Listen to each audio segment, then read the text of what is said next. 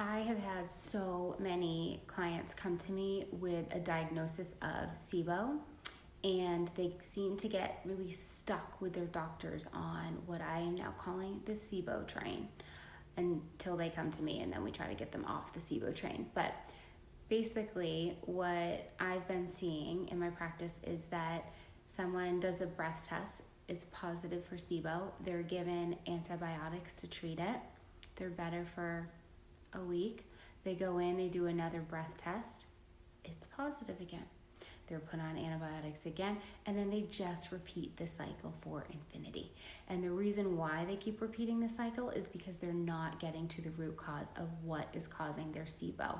So I try to work really hard with my clients at getting to what is the root cause of their SIBO. So a couple different examples of what it could be is chronic Lyme disease, which slows down your migrating motor complex.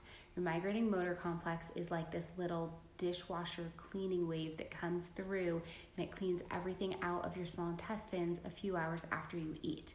When you have Lyme disease, or another reason there's other reasons that can slow down your MMC too, but if that gets slowed down, then everything's kind of stuck in there. That allows the bacteria to come up and ferment, and that causes the gas, the bloating, and things like that. Another problem that I've seen is the ileocecal valve being stuck open.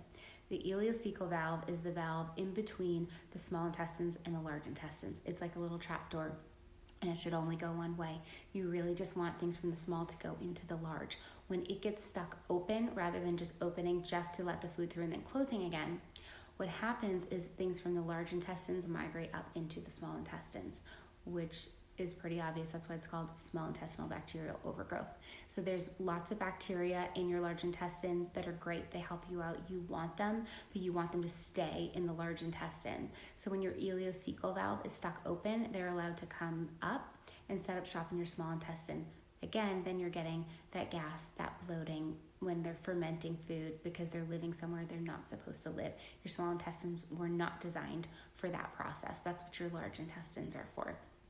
So those are just a few reasons why you could be stuck on the SIBO train, and the key is to figure out what's going on and to address that so that you don't just get stuck on this cycle that you're repeating for infinity.